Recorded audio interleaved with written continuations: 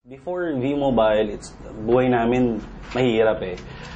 Galing naman po kasi kami sa pamilyang hindi ganun kayaman, hindi rin kami mahirap. Pero dumating kami sa point na challenge kami financially. It's because ang family ko hindi na rin kami kayang supportan to pag-aaral, kumbaga.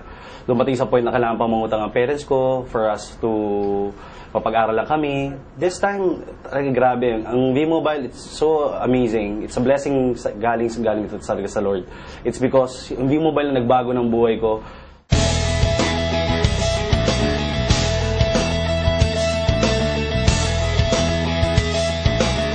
Lahat ngayon, nabibigay ko na rin sa parents ko. Right now, nabigyan niya rin ako ng opportunity magkaroon ng 3 kotse.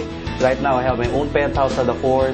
It's really a blessings kasi akala ko dati mahirap ang buhay eh. Ngayon, I can see, because of V-Mobile, anything is possible talaga.